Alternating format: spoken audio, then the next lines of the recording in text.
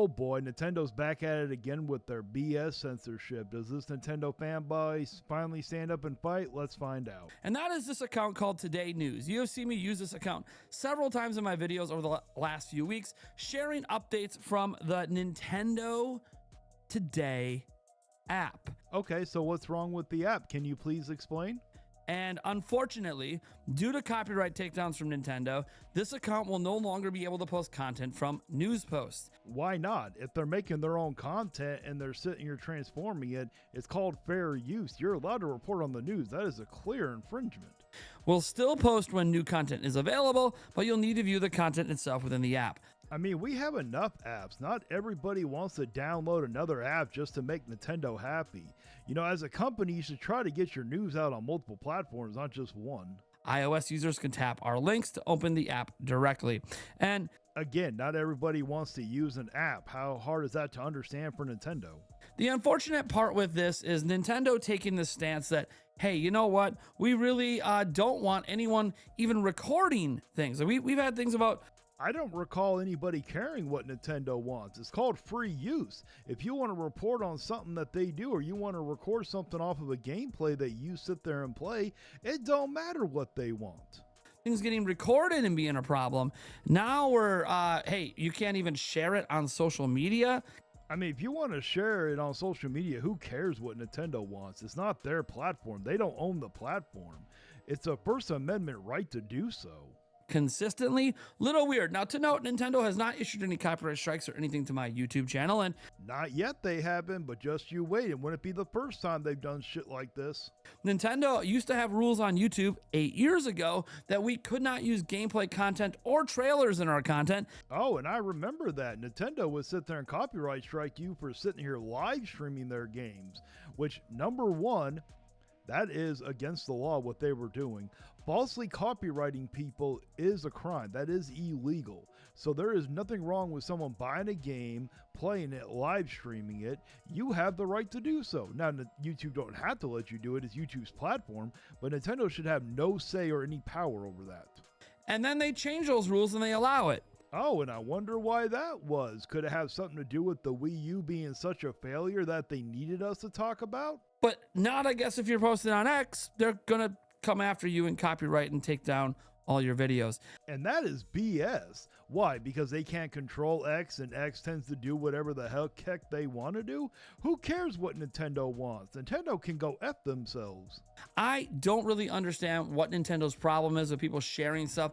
It's greed is what it is. They don't want you doing it when it came to before. The reason why they were doing it on YouTube was because they didn't want people making money off of their products. That's how Nintendo has always been. When it came during the Switch, they had to let people do it because they needed the marketing for it, and it was free marketing. Off the Nintendo Today app, all it really does is further advertise your products and your games. And I understand Nintendo is trying to push people over. No. They are trying to push people over on the app because they want to control everything that's going out. They don't want people reporting on it on X because maybe people are going to be truthful about it. But just you wait. YouTube's next. You don't think they're going to come onto YouTube again? Right? They're trying to get people all up on the Nintendo Today app. But let's just be honest.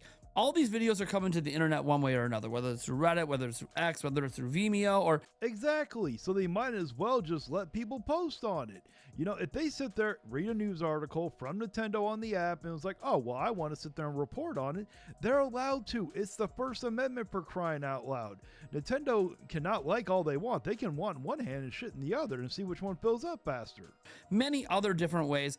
All the videos are going to end up on the internet. So why not just let fans do it in a more convenient way? And I mean, it doesn't matter if you're a fan or you're a hater or not. If you want to report on something, whether you like it or not, in a positive or negative way, it's your right to do so. If Nintendo don't like it, then don't do negative crap.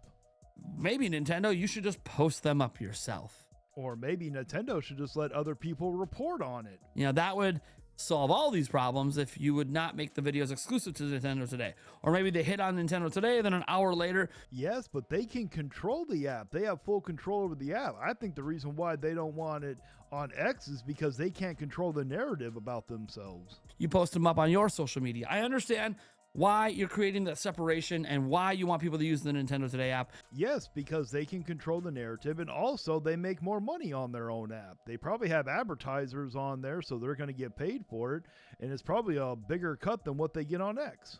But I just want to note that you shouldn't be punishing fans for sharing your stuff because they're happy about it, right? Why is it only just fans? Even if you're a Nintendo hater and Nintendo does something that's truly negative and they don't like it, they should be allowed to report on it. They should be allowed to criticize Nintendo. That's what Nintendo's doing. Number one is because of greed, and number two, they want to control the narrative. Doesn't make sense to me, but what are we going to do? It's called you fight. You stand up for people. The only reason why you're acting like this now is because you don't report on X. If you were reporting on X, you would have a lot more fight in you. You do all your reporting on YouTube. That you even said that you use X as more of your opinion stuff than anything. So no, Primey, you stand up and fight. That's what you can do. You fight against this corporate greed. Fight against this corruption. Next up, we get our first look at the Switch 2 eShop and menus. No. Don't you just sit there and move on like that. Like I said, you need to fight. You need to sit there and stand up. Just wait until they come onto YouTube and they pull the same crap. Now, obviously, things are pretty smooth. I mean, when you compare it, especially to the Nintendo Switch, all of that was much smoother and quicker and faster.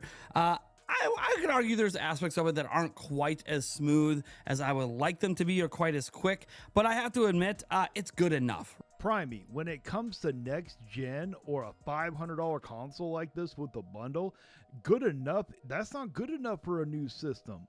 Okay, they sat there, charged a premium price for this. We expect more than just good enough. Right, like that sort of the thing is, yeah, it's not perfect. My phone even has some lag sometimes, and I have an iPhone 16 Pro Max, and every now and then it gets kind of laggy out of nowhere. So I gotta be honest, it's smooth enough, right? This is what I mean by, can we please stop using the comparisons of the cell phones? We're talking about a brand spanking new system. Generally, whenever I've gotten a brand new phone, I've never experienced that lagginess. Once in a while, my phone will do it, but not brand spanking new right off the bat. Things are good enough. Again, not perfect, but... And at a premium price on what that thing costs, especially an overpriced game that they're producing, that it should not be just good enough.